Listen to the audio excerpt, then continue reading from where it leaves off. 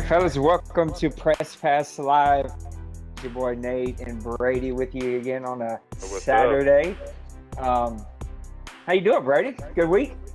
Man, it was a good week. It was a good week. In the league, it seemed like we had a few hiccups along the way, but it seemed to balance itself out come the weekend. College football weekend, it seemed to balance itself out, and apologies was tossed around, and looked like we got everything kind of pointed in the right direction. To finish the first season up as we're in week 11.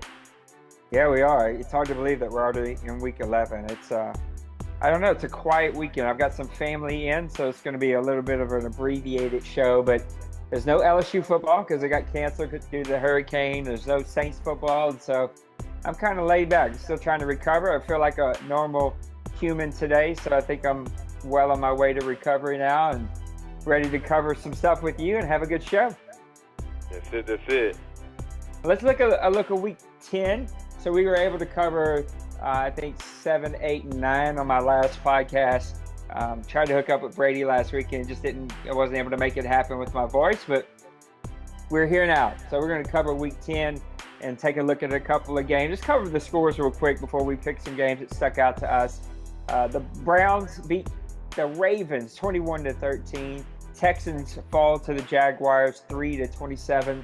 Unfortunately, we lost our Texans owner because he had a baby and he just can't keep up right now. Broncos whip up on the Saints 41-34. Rams take out the Jets 21-14. Atlanta keeps their hot streak going as they win 34-31. Kansas City beats up on Carolina 32-17. Tampa Bay with a big victory over Chicago 36-10. Minnesota wins over Washington 24-21. Tennessee takes out Green Bay 32-26. Miami beats San Diego 27-24. San Francisco beats Arizona 23-8. Dallas with a big victory over Pittsburgh 41-18. New England sneaks out a win at home against Seattle 16-14. And then Cincinnati comes away with a field goal win 16-13. And that is a look at your week 10. So talk to me about what game kind of stuck out to you for week 10. The game that stuck out to me, I think, the most was a toss-up. Man, it was a toss-up between the Patriots win and the Bengals win. But I had to look at the Patriots because myself and the Patriots were like the two remaining undefeated teams in the league. And in this game, it seems like his defense and possibly some errors may have been the reason why he won this game, 16-14, because he was outshined when it comes to total offense. It was 305-194. He held the rushing game 36-52, but passing, 269 yards were tossed against his defense this week by the Seahawks versus his 142.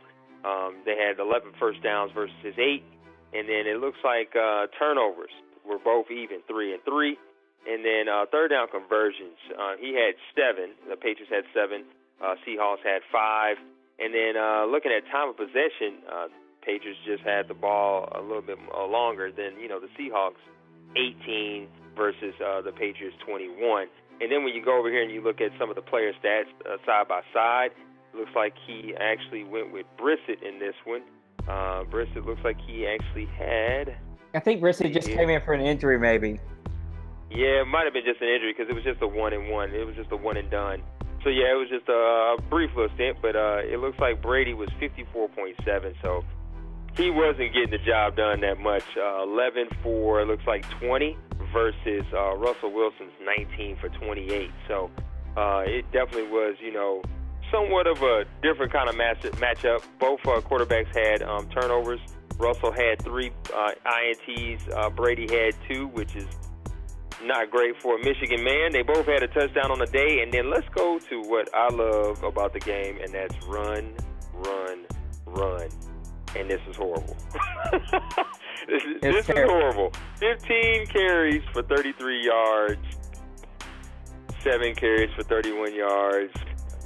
That was the better of all the running backs on the day. He had a 4.4 average for Deion Lewis out of Pittsburgh. And then it looks like Blunt had 14 carries for 20 yards. That's just – and just looking at New England versus Seattle, trying to see if we stayed in line with the 80-20, and that's a negative.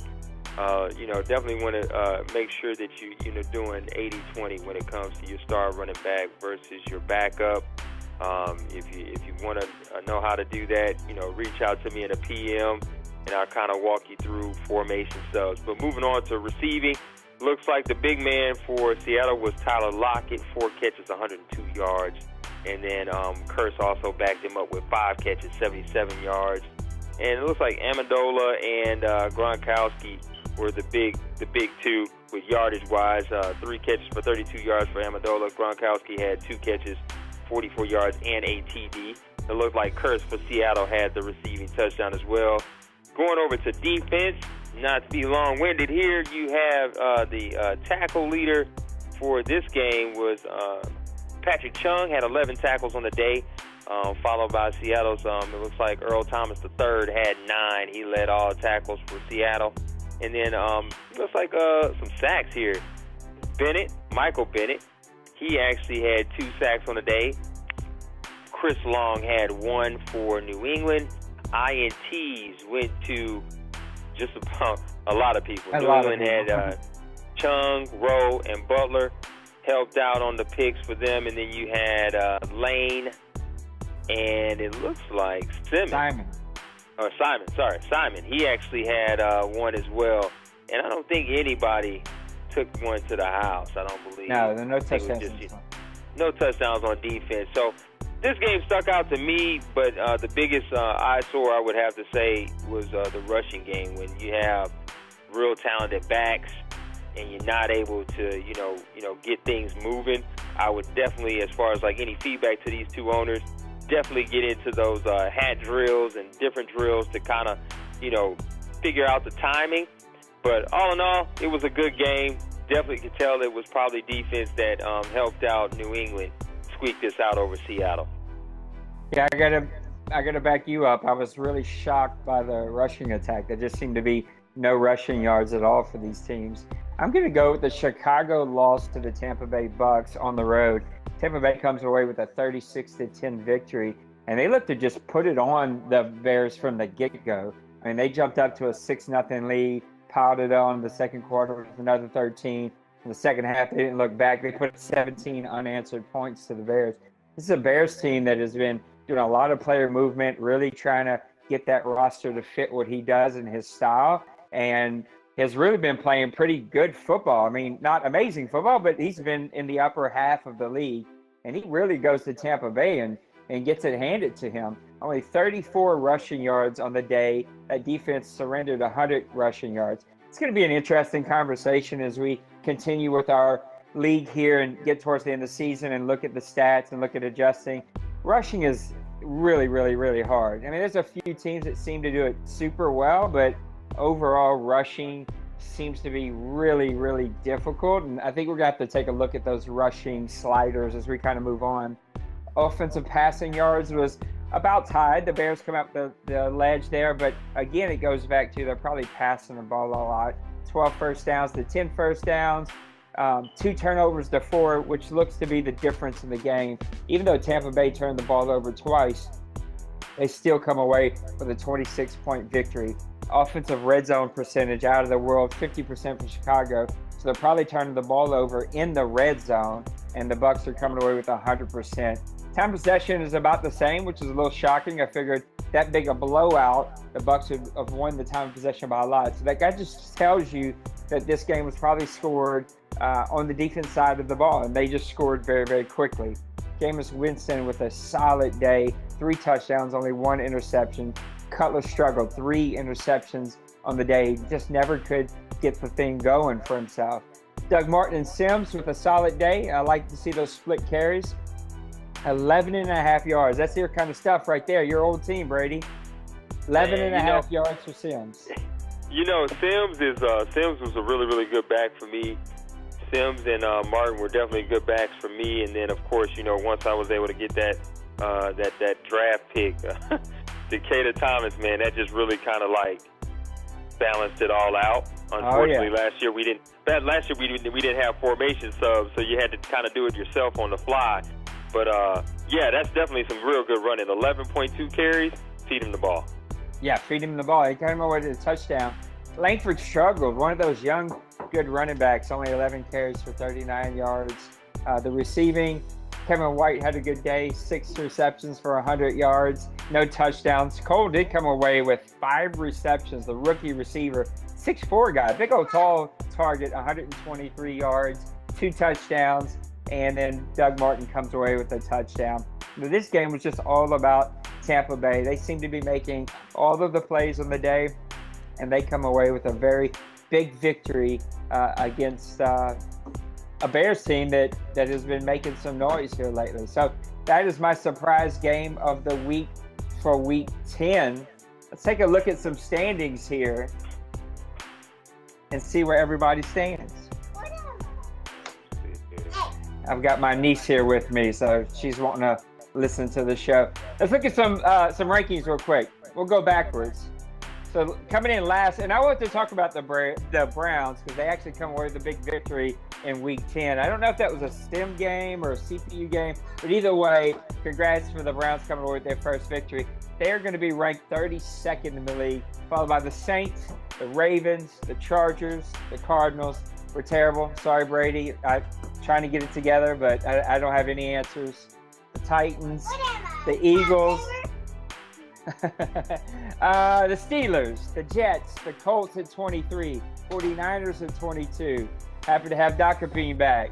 Rams at 21, Panthers at 20, Chiefs at 19. We had a good conversation with the Chiefs this week.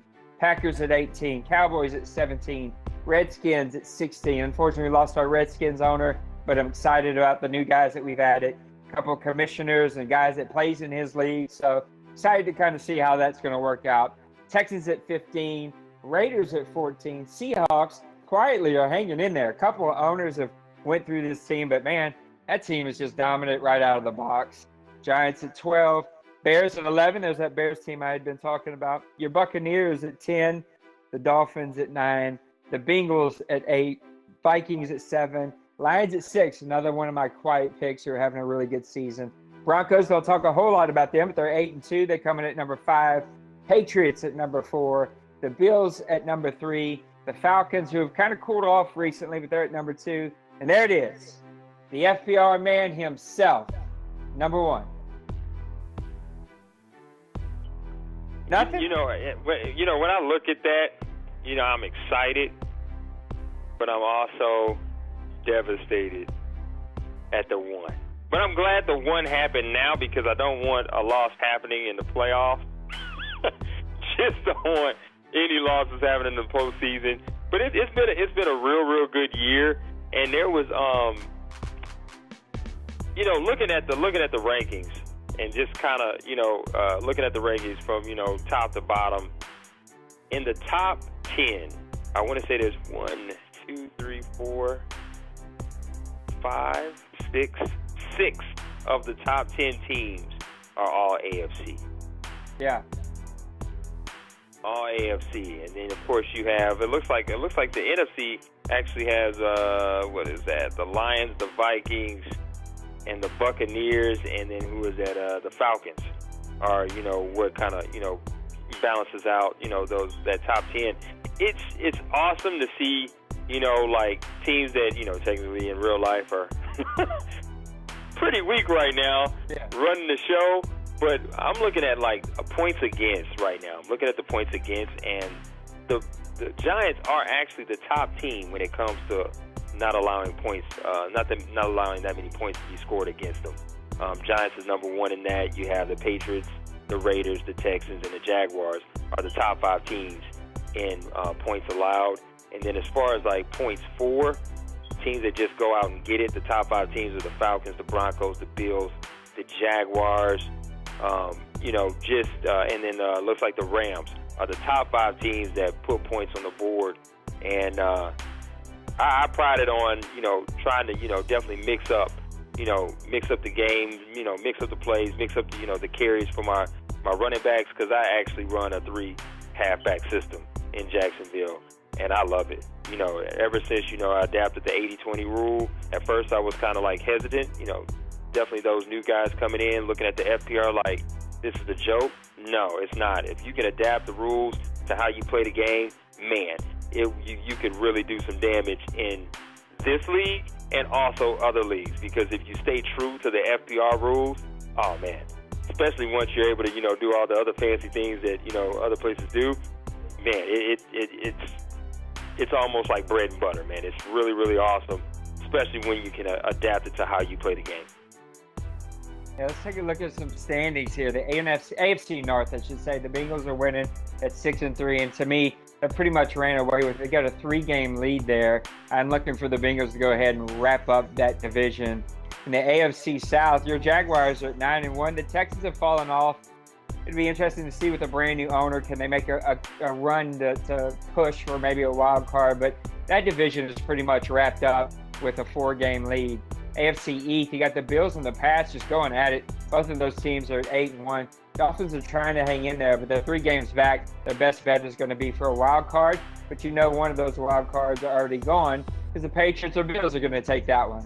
In the AFC West, you got the Broncos at 8-2. The Raiders are fighting them at 6-4, only 2 games back. But the Broncos and Raiders will be an interesting, just to see how those 2 teams fight it out. I'd have to go back and look at the standings. I know they've played once, and I want to say the Raiders came away with a victory. So it'll just be interesting to see how those 2 teams come out. How you feeling about the AFC right now and how it's playing out? The AFC, and touching base on the Raiders. The Raiders got robbed by their kicker. Technically, the Raiders should be a 7-3 team, because I actually played the Raiders. The final score of that game was 12-10. It was a really, really good game. He got down in the actual field goal range to win the game and shanked it wide right. So that technically is a 7-win team. They just dropped the ball on one. So I hope the Raiders, definitely get in, because they are a true talent there with Jay Bowles. But Broncos, I haven't really heard much about the Broncos, haven't really watched any of their games. So that's one of those sleeper teams that I really, really want to watch out for. Because I believe, if I was looking at my schedule correctly, I want to say next week should be game of the week. But it's going to be Jags-Bills go head-to-head next week. And that I'm really sure that has a good chance to be game of the week. Yeah, because that is, it puts 2 one-loss teams head-to-head, pretty much fighting for that, that top 2 spots, heading into the postseason. So, AFC-wise, the AFC is loaded with a lot of top teams. Because like I said before, out of the top 10, you have 6 of the top 10 teams are all AFC. So I'm really hanging my hat high on the AFC being the Super Bowl champs this season. I'm putting it out there. The AFC will win it. Sorry, I think so. The AFC is no reason to be sorry. I think the AFC is super strong. The NFC's got some ground to make up, but there's also been the most owner movement in the NFC. So it'll be nice to get some settledness there and see how guys play out. Taking a look at the NFC North, you got the Lions at 6-4, technically in the lead, even though the Vikings have the better record. But the Vikings, I think, have played this week. Maybe that's why. The Lions, I think, have beat them, and so that's why. So Lions at 6-4, Vikings at 7-3. Both of those teams are battling out. The Bears and Packers are right there. They're only a game and a half back. So that is a really fun division to see how that's going to play out. I think the team that doesn't win this is going to, they're going to have to really fight for that wild card, because there's some other good teams. And then NFC. NFC South, you got the Falcons at 8-2. The Buccaneers are trying to make a run here at 5-4, but you're 2 games back against one of the hottest teams in the league. It's going to be a tough division to make a run for. I'll tell you, D. Wayne, man, is out. He's unbelievable. He's like, look at the points. 298. I believe he leads the way in the league. Nice. But his defense is giving up a little too much too. So it's up in the air. But he should definitely come away hands down with the division here in the South for the Falcons. The AFC seemed to be the conference with a lot of divisions that are just over, whereas the NFC are a lot of tight races here. NFC East, you got the Giants at 5-4, Redskins at 5-5, Cowboys at 4-5. Even the Eagles at 6-3 are not totally out of it. I mean, you're only 2 games back of making a run here. So that'll be an interesting division. Giants have had a couple of rough games here lately. One FPR issue that kind of got him, not him, but played against him. And so he's on a 2-game losing streak. The Redskins are on a 4-game losing streak. They just got a brand new owner, though. So we'll see how the NFC East plays out. Still to be determined. And then the NFC West is pretty much over for the the Cardinals. And the 49ers and the Rams still have a chance. They're only 1 game back. That Seahawks team, I'm just telling you, it took everything in me not to take them. I only didn't take them because I'm a commissioner.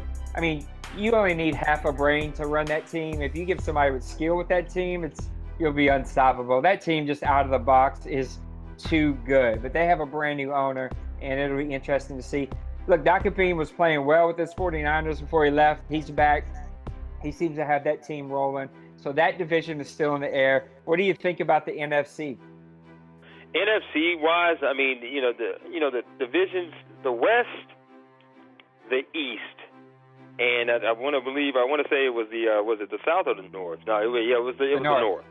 Those divisions really are fighting for playoff spots. Like, they're really fighting for, like, if you have anything less than 5 losses, you might be out of it, except for, like, the Eagles. Their situation in their division is a little bit different, but it seems like a lot of people are hanging around that 4-loss, 5-loss, except for the Vikings. They had 7-3, but they have to win head-to-head. They have to go in and match head-to-head and beat the Lions.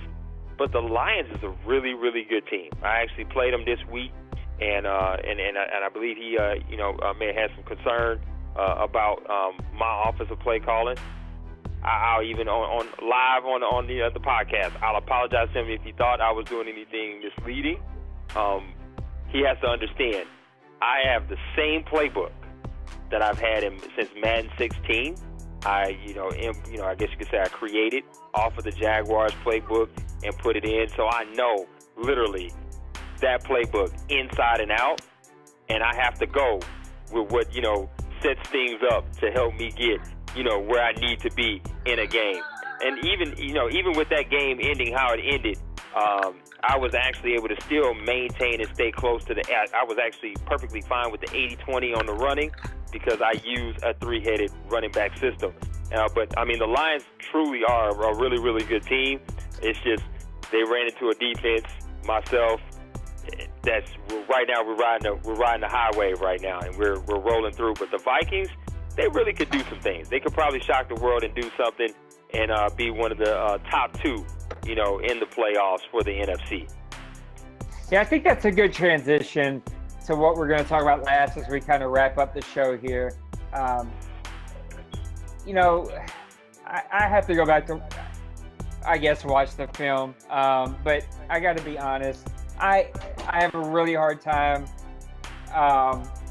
when people complain about runs being a broken FPR. Like, unless it's the guys running 90% tosses or sweeps, like I can't go get on an owner for running power O. Like, I just can't do that. I refuse to do that. So anyway, it does transition us though to talk about FPR. I put out a video earlier this week. I get to watch a lot of film. And so if you haven't got to watch the video about FPR that I put out, I ask that you take 20 minutes, listen to it, watch it, go back and see it. I watch a lot of film, and so I've seen some things that are in this Madden that even the computer does. So we have a coach mode league that you play a lot of computer games, and even the computer does it, and that is cover 2 zone. I hate the play. If I could ban the play, I would. I'm being honest with everybody. We're having serious discussions as a board. Brady's had a busy week, so we haven't seen him this week. But if you get time this weekend, Brady, go look in the boardroom because we got some stuff to talk about. But we are having serious discussions on putting a limit on it. The rule that I've thrown out there is 4 times per game plus 4 times in the red zone. So it's 8 total times that you can call cover 2 zone. Maybe that's not enough, and we can extend that to 5 times a game and 5 times a red zone, 10 times a game. I don't know. If you run 30 plays, 10 of them are cover 2. That's a third of your plays just for one play. Not even like a third zone. It's just one type of zone. So if you call any other zone on top of that, you're over your third of zone plays that you should be calling. So anyway, I just feel like the play is way too overpowered. We also talk about shotgun runs and screens and verticals in that video. But anyway, talk to me about cover 2 zone. I have a huge problem with it. It's way over abused. Guys in this league, guys applying to this league, regular games that I watch, the play is just overpowered. People call it back-to-back. They call it in the red zone 75% of the time. I'm seeing it 50% of the defensive calls is cover 2 zone. There's a reason that everyone does it. It's because it works and they know it works. And it's a flawed, broken play that works too well. And we need to avoid it and get away from it. Not totally not use it. It has its place and it is smart to call in the right places and positions. But I have a real problem with this play. So talk to me about this play. Well, when it comes to cover 2, we can't ban it. And the reason why I say that is because in this Madden, I'm not sure if you've noticed, in player assignments. So when you're looking at like a player and you're getting ready to draft a player and you go in and you look at his name, and just to kind of get back to my PlayStation here because I had the FPR up, but just to kind of walk you through what I actually noticed on my team is Telvin Smith. As you know, Telvin Smith is a really, really good player, and he's awesome on defense. He's one of my linebackers. I have him on my left side, my left outside. But in his player description, when you look underneath like his weight, his age, and everything like that, he is listed as a cover 2 left outside linebacker. So it's kind of hard for us to kind of ban this when Madden itself has inputted in the game. Because last year in the last Madden, I don't believe they actually labeled him a cover 2 outside linebacker. They just, he was just an outside linebacker. He may have had, a different type of stat. But this year, they've labeled him a cover 2 left outside linebacker. And yes, the play is overpowering at times, but the one way I've learned, I guess you could say, to beat it, per se, is do the drill. And do the drill a lot. Don't just settle for the bronze. If you get a bronze one week and then you just skip over it, go into it the next week. If you're playing someone that's running it, like in my previous game against the Lions, when you go into the training, it tells you what people are calling on offense or defense. His cover 2 usage was 0%. Now, he called cover 2 man, which is that, that basic man play that, just about everybody uses. But as far as cover 2, he don't really use it a lot. Not at all, actually, for him, but other people use it. Myself, I use it at times in the game just to kind of sprinkle it in because I want to make sure that I'm using any and everything different. Something else that I do myself is I have a sheet. I have a sheet of paper, and Kingpin has recently started adapting using it.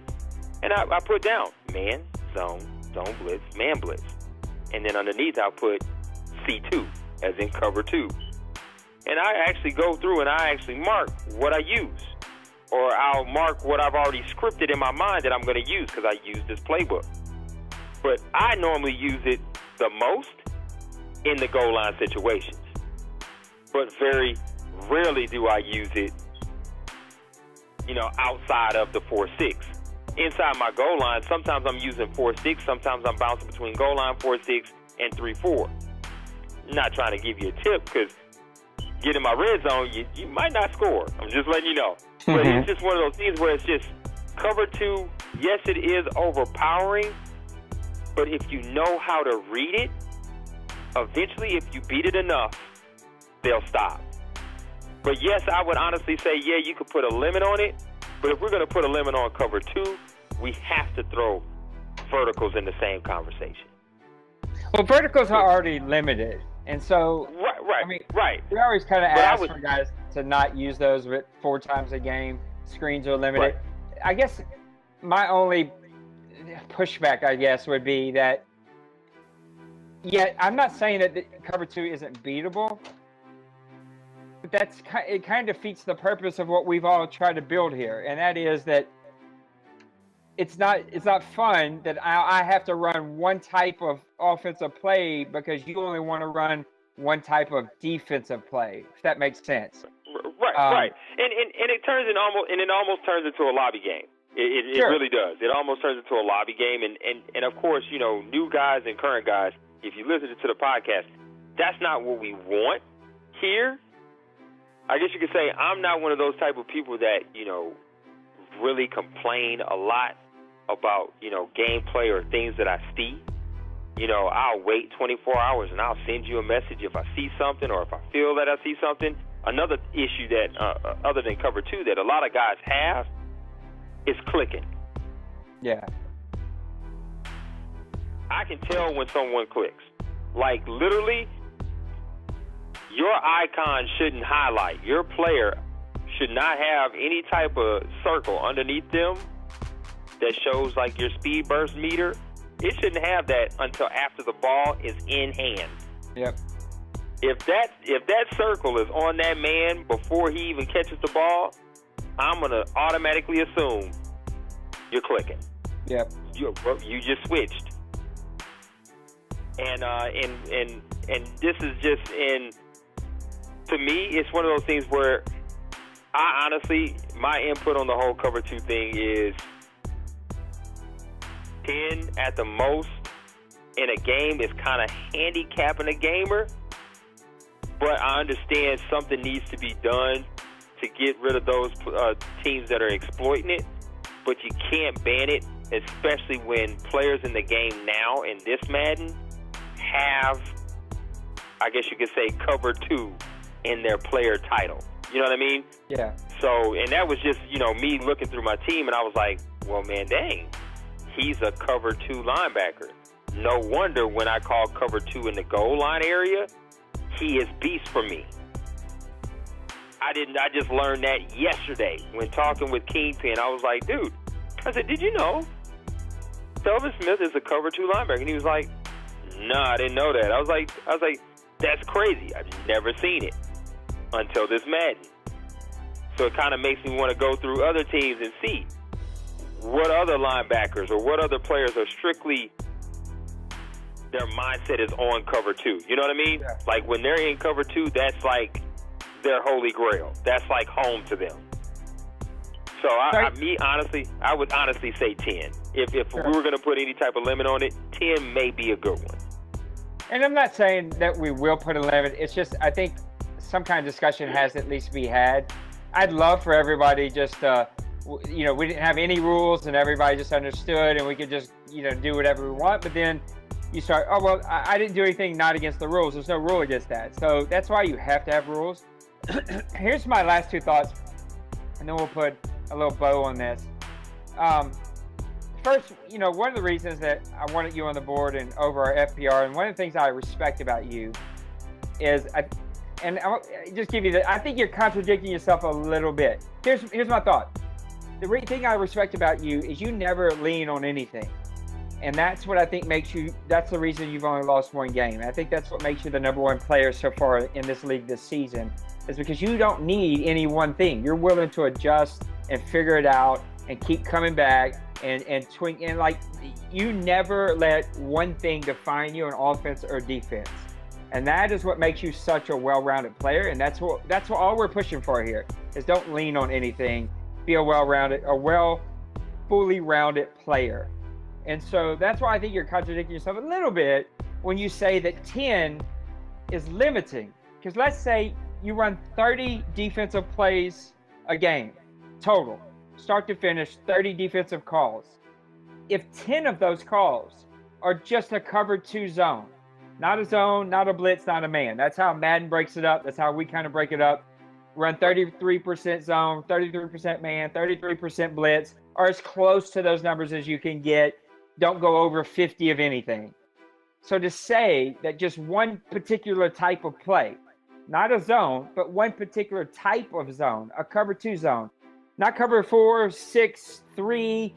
There's a ton of different types of zones that you can call, but just cover 2, saying that 10 out of 30, 1/3 of your calls is one type of play, is limiting a player.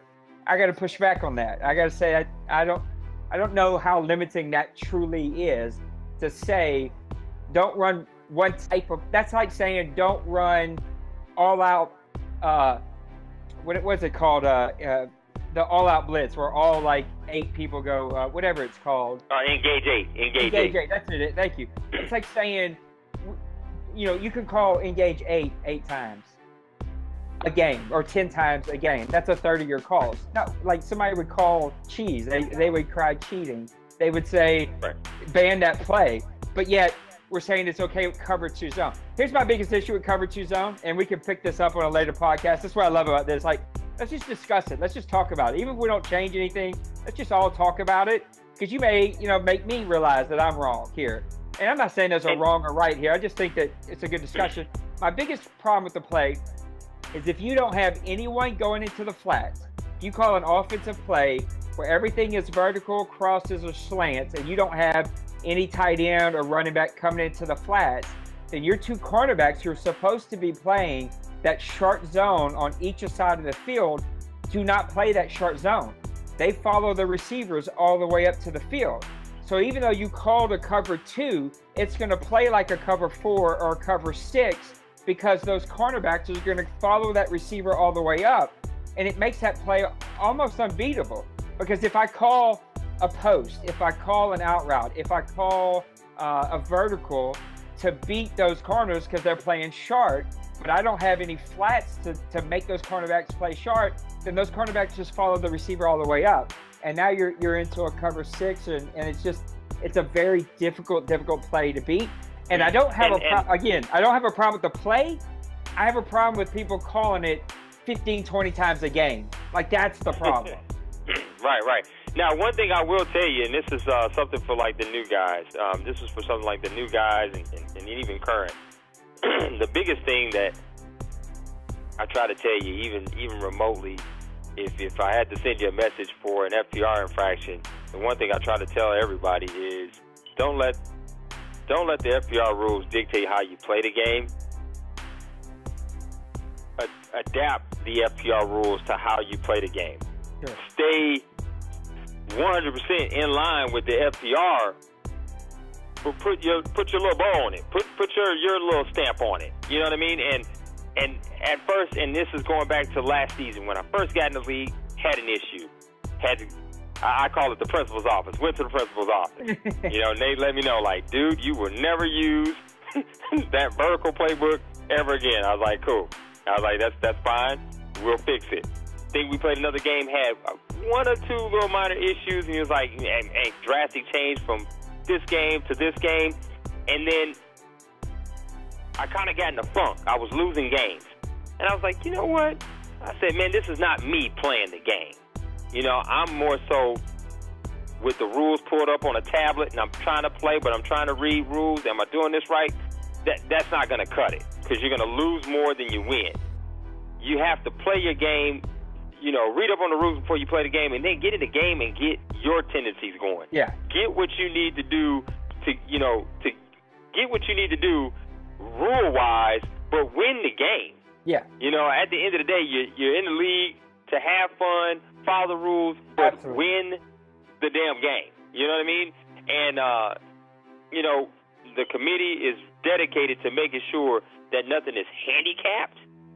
The committee is dedicated to make sure that the league is full of people that are level-minded and in line with the FPR. Because, if you want to go to a league to where the commissioner is pretty much screwing you out of your wins and changing rules on the fly, by all means, there's several hundred other leagues out there that will do just that. Screw you over and say you didn't earn that championship. At least in this league, up front, from the application process to the moment you're actually pulled into the league, what's expected. If you made it this far and you're listening to the podcast and you're a part of the OMFL, you already know. This is what is expected. Either get on board or get out. It's really that simple. And those who have left us a long time ago, great ownership, they just couldn't get on board. And so they're elsewhere doing what I like to call cheesy tactics. And just to kind of give you an idea of what's cheesy, Kingpin was in a league match with a commissioner of another league. And the commissioner paused the game and said he did something wrong and he needs to punt. Now, you're probably going to get it. You're going to get a kick out of this. You're going to get a kick out of this, guys. So Kingpin was like, no, I don't have to punt. I might have broke the rule, but, I apologize. I'll take a knee. Whatever the case may be. Do you know this committee member, he wasn't actually the commissioner, but he was a committee member. He went in, pulled up another league's rules, copied and pasted and put them in to the actual current league rule that he was playing the game in. That won't happen here. No. It's not. That type of behavior won't happen. It's all straight up, and that's why I was open enough to come on the podcast today and apologize to Junior, to say if you felt that I did you wrong, trust me, that's not the plan. That's not the plan. When you play me, understand. I love to run. I love to run the ball. Game plan it as much as you want. I will not stop running the ball. Even if I only end up with 20 yards rushing, I will not stop, because that is what sets up everything else that I do in the game. Yep. But well, enough of my rant. No, man, it's all good stuff. And I think these are all good conversations. And after 16 years, we're still learning and still trying to figure this out. We're going to put a pretty little bow on this thing and call it a day. I appreciate Brady for giving me some of his Saturday. I always love doing these shows with him. These are the best shows. I think this is one of the funnest leagues that are out there. I really enjoy everybody being a part of it. We have great owners. We have great committee members like Brady and Chaotic and Ducks and just good people here. And we're just, at the end of the day, like Brady said, I want this to be fun. We have rules because we have to have them. I want it to be fair, because that's what's the funnest thing. There's nothing more fun than having a strategic game back and forth, win or lose, where you feel like you left it out on the field and the guy didn't use some flaw or exploit to beat you. That is the funnest thing in the world. So for Brady, for the rest of the committee here at the OMFL, thank you for tuning into the podcast. We will see you guys next week.